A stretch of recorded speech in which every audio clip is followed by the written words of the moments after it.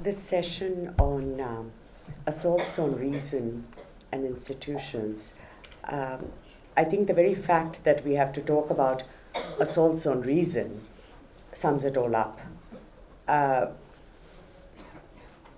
It's not just the idea of India, it's the idea of life itself, because without reason, really, what do we have?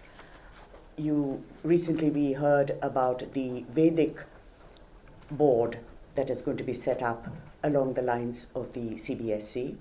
So you have this kind of Vedic chant, preferably in Sanskrit, going on in the background in one of the most contested sites today, which is the educational sphere. So whether it's curriculum, whether it's the institution, across the board, schools, colleges. So you have texts such as Mr. Batra's in Gujarat. You have the Gujarat Higher Education Bill, which not only tells students what sort of PhD theses to write, what are the acceptable subjects, but also destroys the institution of the university that's been built painstakingly over the years. So I'm hoping that not only will we talk about specific instances of assault, but also what are the tremendous needs of our institutions, whether they're educational, whether they're allegedly autonomous cultural institutions, and so forth.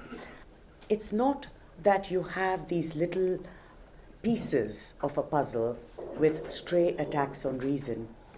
I suggest that a certain ideology which has taken over the country at a certain level on the highest gear possible over the last 2 years, the ideology itself is antithetical to the use of reason, whether it is in the sphere of education, whether it is in the sphere of inclusion, whether it's in the sphere of a nation which is essentially pointless if we don't acknowledge and live its diversity, and of course, finally, in our mindset. Recently we're hearing about people who apparently don't have an Indian enough mindset. So we've gone beyond Bharat Mata Ki Jai. We are actually talking about what kind of mindset each one of us would have.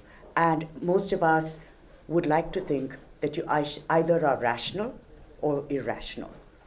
That's the most fundamental point of all. I'm actually going to just end on the note of one person, and not an important person, with no qualifications whatsoever, except that he's an Indian citizen.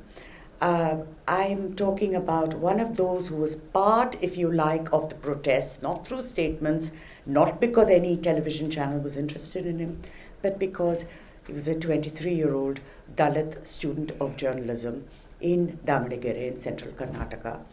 He does not know who his father is. He's the son of a Devdasi in this wonderful India that we boast about, especially abroad, where of course caste does not exist, but the Devdasi system exists.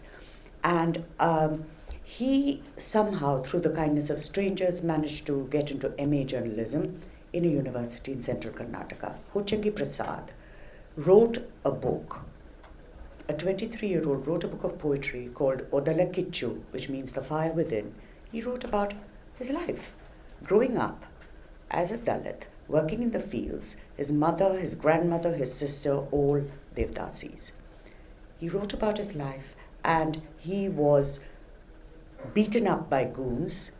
I'm not even going to bother to tell you what sort of goons, who threatened to break his fingers if he wrote about caste again. So this is reason at a very fundamental level. Do not write about your life. Pretend caste does not exist. Pretend poverty does not exist. Pretend that the Devdasi system, does not exist. So I want to tell you really what he said when he came to Delhi and when he was attacked in Karnataka. He said, do what you like. Break my fingers if you like. I will never stop writing, and I will never stop talking about caste. I think we have to remember this counter-narrative, not necessarily by somebody famous and well-qualified, but by one of our sons, one of our children, who joined his voice to all our students in the various universities. Thank you.